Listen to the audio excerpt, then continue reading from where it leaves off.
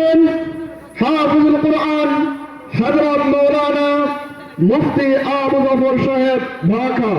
হযরতকে তার মূল্যবান তকরীর পেশ করার জন্য মাহফিল কর্তৃপক্ষের পক্ষ থেকে সবিনয় অনুরোধ জানাচ্ছি। আসসালামু আলাইকুম ওয়া রাহমাতুল্লাহি ওয়া বারাকাতুহু।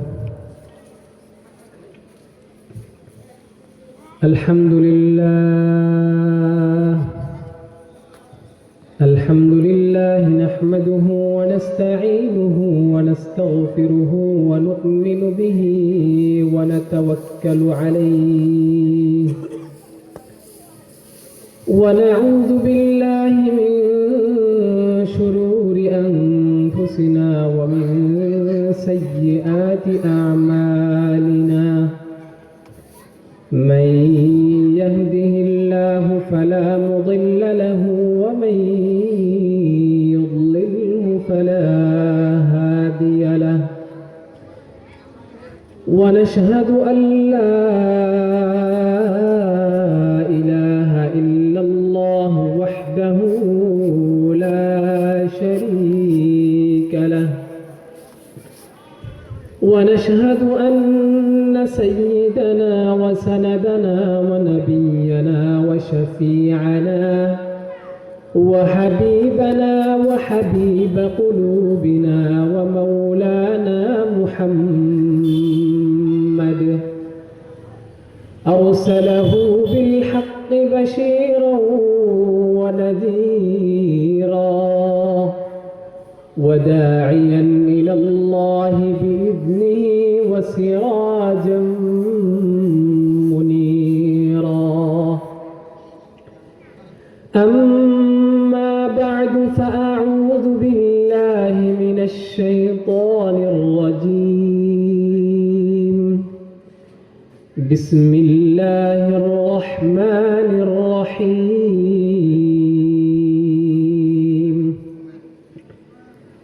وإذ قال إبراهيم رب أرني كيف تحيي الموتى قال أولم تؤمن قال بلى ولكن ليطمئن قلبي قال فخذ أربعة من الطير فسرهن إليك ثم اجعل على كل جبل منهن جزءا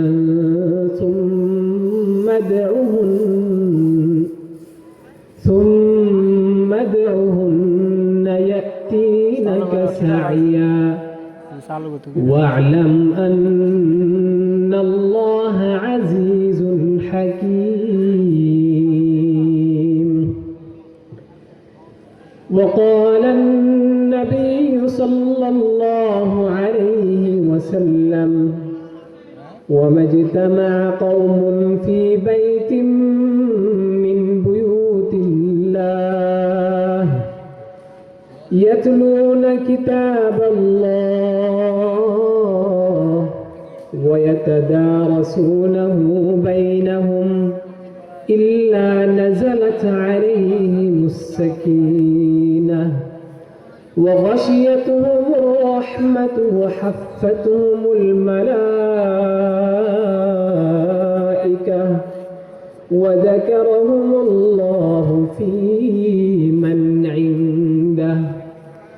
وقال النبي صلى الله عليه وسلم من تشبه بقوم فهو منهم أو كما قال عليه الصلاة والسلام.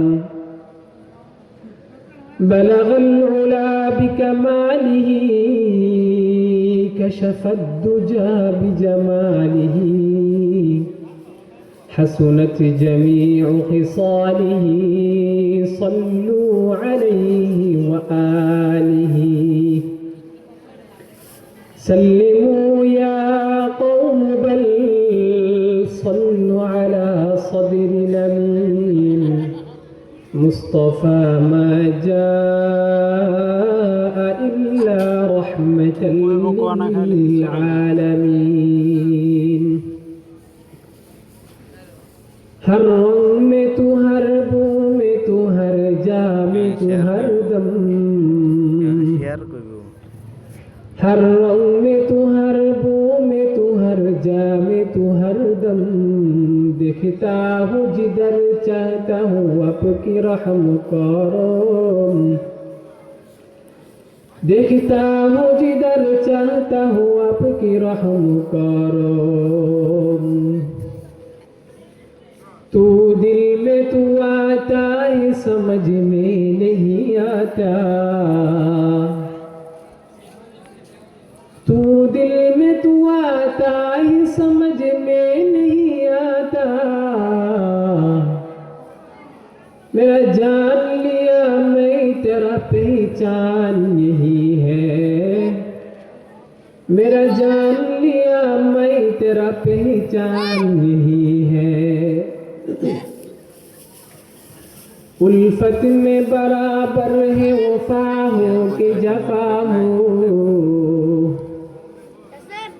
उल्फत में बराबर के वफा हो के जफा हो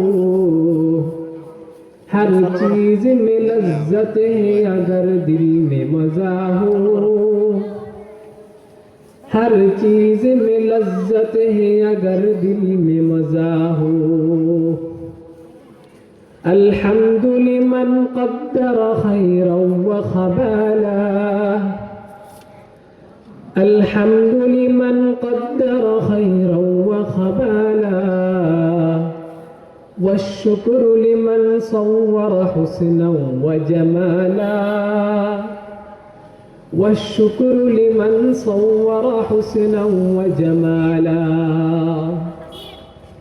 لا ضد ولا ضد ولا حد لمولى لا ضد ولا ند ولا حد لمولى الآن كما كان ولم يلق زوالا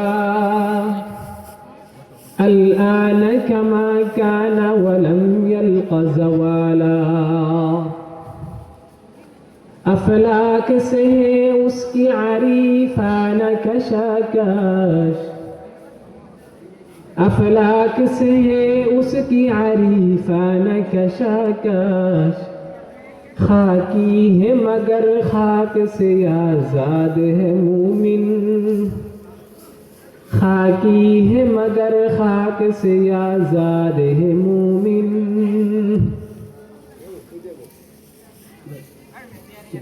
अल्हम्दुलिल्लाह सुम्मा अल्हम्दुलिल्लाह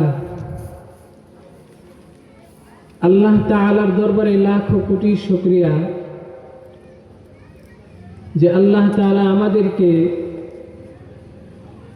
মধ্যনগাঁও দোতলা জামে মসজিদ কর্তৃক আয়োজিত আজকের এই বার্ষিক সম্মেলনে উপস্থিত হওয়ার তৌফিক দান করেছেন এই জন্য সকলে অন্তরে অন্তঃস্থল থেকে শুকরিয়া আদায় করি আলহামদুলিল্লাহ মহান রব্বুল আলামিনের অশেষ দয়া ও মেহেরবানি যে আল্লাহ তাআলা আমাদেরকে আমাদের এই মধ্যনগাঁও দোতলা জামে মসজিদের কর্তৃপক্ষকে আমাদের এলাকাবাসীকে সর্বোপরি তরুণ ও যুবকদেরকে আল্লাহ তাআলা এই পরিমাণ হিম্মত দান করেছেন আল্লাহ তাআলা এমন এক তৌফিক দান করেছেন যেটা সচরাচর সকলকে আল্লাহ তাআলা দান করেন না হাদিসে পাকে এসেছে আল্লাহ তাআলা সেই বান্দাকে একমাত্র নেক আমল করার তৌফিক দান করেন যাকে আল্লাহ তাআলা ভালোবাসেন তো এই হাদিসের মাধ্যমে বোঝা গেল আল্লাহ তাআলা আমাদেরকে ভালোবাসেন বিধায় আজকের এই মহতী মজলিস আজকের এই সভা আজকের এই মাহফিল আয়োজন করার তৌফিক দান করেছেন আজকের এই মাহফিলের প্রধান অতিথি, সভাপতি, আমন্ত্রিত উলামায়ে কেরাম, প্যান্ডেলে আগত সর্বস্তরের মুসলমান ভাইয়েরা, পর্দার আড়ালে আজকের আয়োজনের এই আলোচনা শোনার মা ও বোনেরা, সকলের প্রতি আমার সালাম। আসসালামু আলাইকুম ওয়া রাহমাতুল্লাহি ওয়া বারাকাতুহু। আমি মূলত এখানে ওয়াজ করতে আসিনি বা বসিনি। ওয়াজ আজকের যে আমন্ত্রিত উলামায়ে কেরাম আছেন, আমাদের সভাপতি মহোদয় আছেন, প্রধান অতিথি আছেন, এবং আরো যারা দাওয়াতি মেহমান আছেন, তারাই আলোচনা করবেন, তারাই ওয়াজ করবেন। আমি মূলত ভূমিকা স্বরূপ কোরআনে কারিমের তাফসীরের এই জন্যই শুধু আজকে বসা। খুতবাতে সূরাতুশ শুআরা 19 নম্বর পারার একটি আয়াত তেলাওয়াত করার ইচ্ছা ছিল, এবং সূরা বাকারার 3 নম্বর পারার 3য় পৃষ্ঠার দুখানা আয়াত আপনাদের সামনে তেলাওয়াত করেছি। রাসূল করিম সাল্লাল্লাহু আলাইহি ওয়াসাল্লামের অসংখ্য অগণিত হাদিস থেকে একটি হাদিস আপনাদের সামনে তেলাওয়াত করেছি। আল্লাহ চাহে তো এই হাদিস এবং কোরআনে কারিমের সূরাতুশ শুআরা ও সূরা বাকারার আয়াতসমূহের উপর আলোচনা করার চেষ্টা চালাবো ইনশাআল্লাহ। হাদিস যেটা আমি আপনাদের সামনে তেলাওয়াত করেছি, হাদিসটা এত গুরুত্বপূর্ণ এক হাদিস। এই হাদিসের মর্ম, এই হাদিসের অর্থ এত গভীর। এই হাদিসের অর্থ শুধুমাত্র তারাই বুঝতে পারেন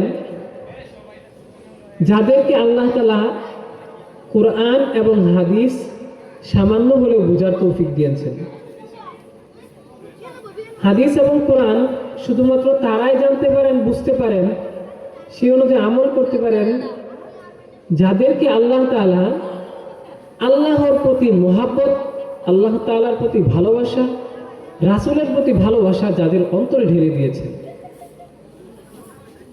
একমাত্র আল্লাহ তাআলার প্রতি ভালোবাসা, রাসূলের প্রতি ভালোবাসা, শ্রদ্ধা ছাড়া হাদিস এবং কোরআনে কারিমের আজমত, মহত্ব এবং মর্যাদা বোঝা আদৌ সম্ভব না।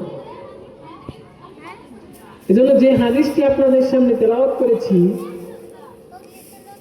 হাদিসে পাকে রাসূল করিম সাল্লাল্লাহু আলাইহি ওয়াসাল্লাম ইরশাদ করেন, ওয়ামাজতামা কওমুন ফি বাইতিন মিন বুয়ুতিল্লাহি ইয়াতলুনা কিতাবাল্লাহ ওয়া ইয়াতাদারাসুনাহু বাইনাহুম ইল্লা নাযালাত আলাইহিমুস সাকিনাহ ওয়া গাশিয়াতুহুমুর রাহমাহ ওয়া হাফাতহুমুল মালায়েকা ওয়া যাকারাহুল্লাহু ফী মান ইনদাহ।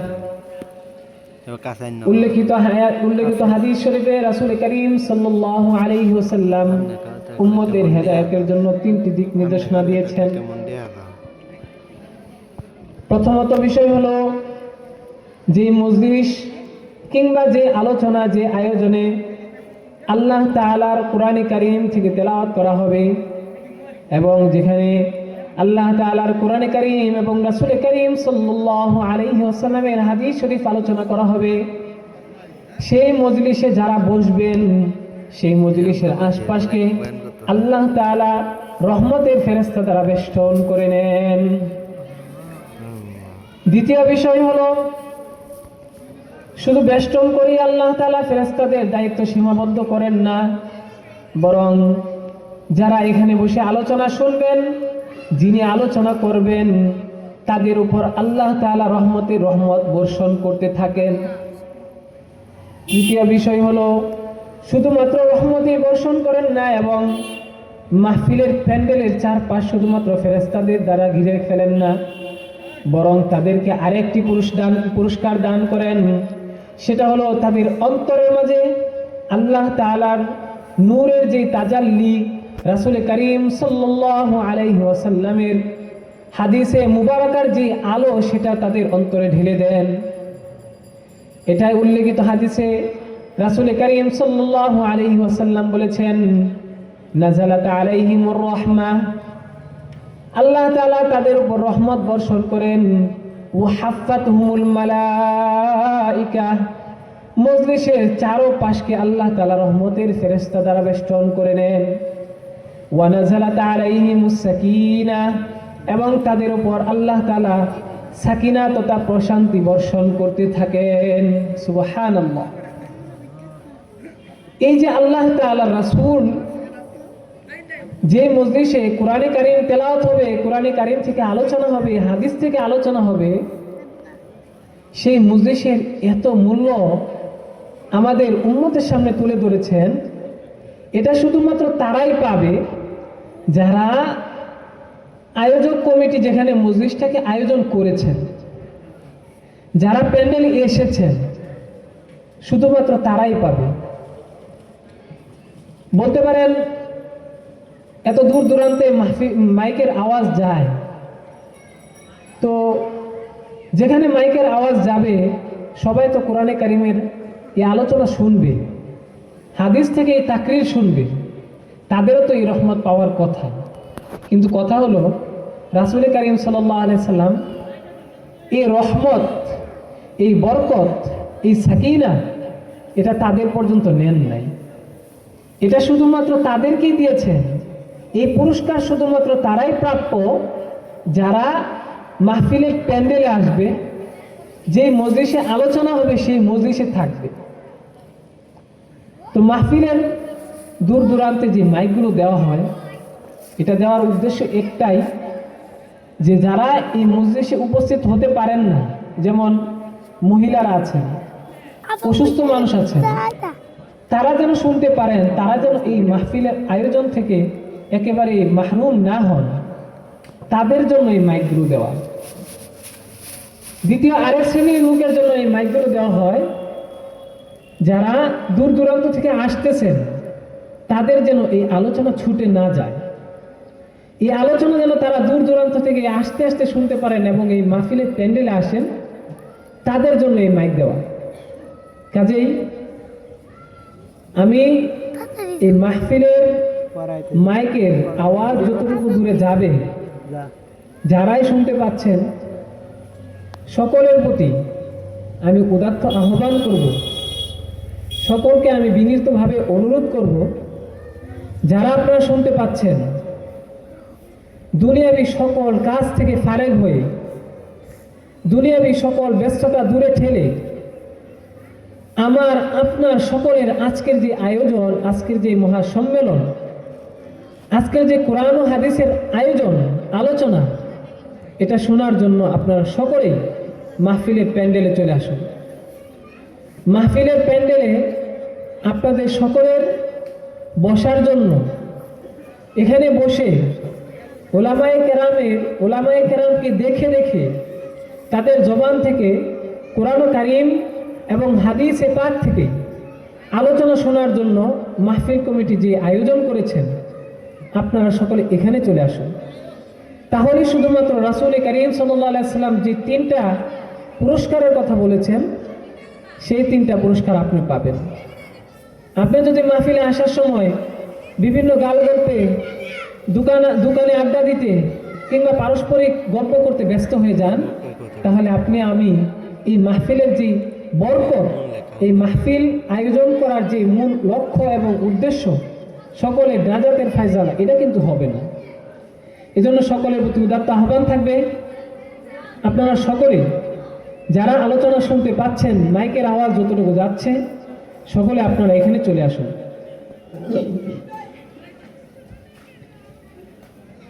খুতবাতে আমি সূরাত বাকারার যে আয়াতখানা তেলাওয়াত করেছি, সে আয়াতে আল্লাহ তাআলার সাথে নবী হযরত ইব্রাহিম আলাইহিস সালামের একটা কথোপকথন আছে। আল্লাহ তাআলার কুদরত সম্পর্কে স্বয়ং ইব্রাহিম আলাইহিস সালাম আল্লাহ তাআলাকে জিজ্ঞেস করতেছেন, আল্লাহ তাআলা এত যে কুদরত ওয়ালা, যা কিছু চান সবকিছু যে মুহূর্তের মাঝে করতে পারেন, সবকিছুর উপর তিনি যে ক্ষমতাবান, তিনি যে শক্তিশালী,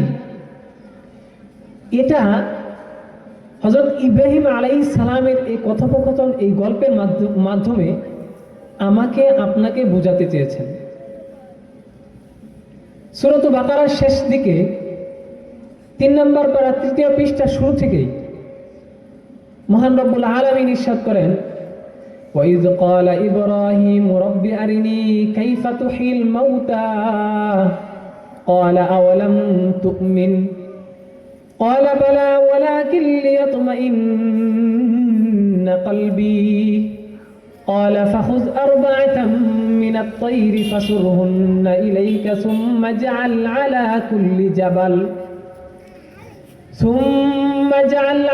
كُلِّ جَبَلٍ مِّنْهُنَّ جُزْءًا ثُمَّ ادْعُهُنَّ يَأْتِينَكَ سَعْيًا وَاعْلَمْ أَنَّ اللَّهَ عَزِيزٌ حَكِيمٌ। পয়গম্বর হযরত ইব্রাহিম আলাইহিস সালাম আল্লাহ তাআলাকে ডেকে বলতেছেন, রব্বি আরিনি কাইফা তুহিল মাউতা ক্বালা আওয়ালাম তুমিন, হে আমার প্রতিপালক, হে আমার রব, আপনি মৃতকে কিভাবে জীবিত করেন আপনি আমাকে দেখান। রব্বি আরিনি কাইফা তুহিল মাউতা, কিভাবে মৃতকে আপনি জীবিত করেন সেটা আমাকে দেখান। তখন আল্লাহ তাআলা হযরত ইব্রাহিম আলাইহিস সালামকে প্রশ্ন করলেন, ক্বালা আওয়ালাম তুমিন, তুমি কি আমার কুদরতের উপর, আমার শক্তির উপর ঈমান আনো না? হযরত ইব্রাহিম আলাইহিস সালাম যে প্রশ্ন করেছেন, এর মাধ্যমে স্বাভাবিকভাবে বোঝা যায় হযরত ইব্রাহিম আলাইহিস সালাম জানতেন না আল্লাহ তাআলার কুদরত সম্পর্কে। কিন্তু বাস্তবতা হলো হযরত ইব্রাহিম আলাইহিস সালাম ঠিকই জানতেন। পরবর্তী উম্মতকে, জনসাধারণকে আল্লাহ তাআলার কুদরত বোঝানোর জন্য মূলত হযরত ইব্রাহিম আলাইহিস সালামের সাথে আল্লাহ তাআলা এই কথোপকথন করেন। তখন আল্লাহ তাআলা হযরত ইব্রাহিম আলাইহিস সালামকে বললেন, ক্বালা আওয়ালাম তুমিন, তুমি কি আমার প্রতি ঈমান আনো না? তুমি কি আমার রহমত, তুমি কি আমার কুদরতকে বিশ্বাস করো না? তখন হযরত ইব্রাহিম আলাইহিস সালাম বলেন, ক্বালা বালা ওয়ালাকিন লিয়াতমাইন্না কলবি।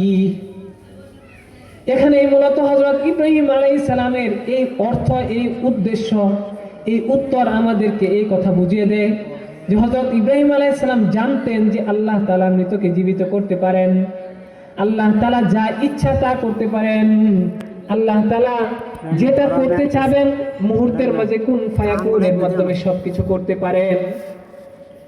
তখন হযরত ইব্রাহিম আলাইহিস সালাম আল্লাহ তাআলার প্রশ্নের উত্তরে বললেন, বালা ওয়ালাকিন লিয়াতমাইন্না কলবি, হে আল্লাহ, অবশ্যই আমি আপনার প্রতি ঈমান আনি, আপনার প্রতি বিশ্বাস রাখি। আপনি যে কুদরত ওয়ালা, আপনার যে কুদরত রয়েছে, আপনি যে মৃতকে ইচ্ছা করলেই জীবিত করতে পারেন, আপনি যে যা ইচ্ছা তা করতে পারেন, আপনার মুহূর্ত সময়ও লাগে না, এই কথা আমি বিশ্বাস করি, এই কথার উপর ঈমান আনি। কিন্তু শুধুমাত্র একটা কারণেই আমি আপনাকে এই প্রশ্ন করলাম যে লিয়াতমাইন্না কলবি, আপনি মৃতকে কিভাবে জীবিত করবেন এটা দেখার পরে আমার অন্তরে প্রশান্তি আসবে, আমি বুঝতে পারবো, আমি দেখবো, স্বচক্ষে দেখবো যে আল্লাহ তাআলা যে কথা বলেছেন সেটা শুধুমাত্র আখিরাতের জন্য না, বরং দুনিয়াতেও যদি আল্লাহ তাআলা চান তাহলে আল্লাহ তাআলা এমন অনেক জিনিসকে যেটা করা যায় না, কোনো বান্দার পক্ষে সম্ভব না, কোনো ফেরেশতার পক্ষে সম্ভব না, সেটা আল্লাহ তাআলা মুহূর্তের মাঝেই পারেন। এই জন্য পয়গম্বর হযরত ইব্রাহিম আলাইহিস সালাম বললেন, লিয়াতমাইন্না কলবি, মানে আমার অন্তর ইতমিনানের জন্য, আমার অন্তর যেন প্রশান্তি লাভ করে, সেজন্য আপনি আমাকে দেখান কিভাবে মৃতকে আপনি জীবিত করেন। তখন আল্লাহ তাআলা বললেন ওয়ালাকিন লিয়াতমাইন্না কলবি قال فخذها أربعة من الطير فصرهن إليك ثم اجعل على كل جبل منهن جزءا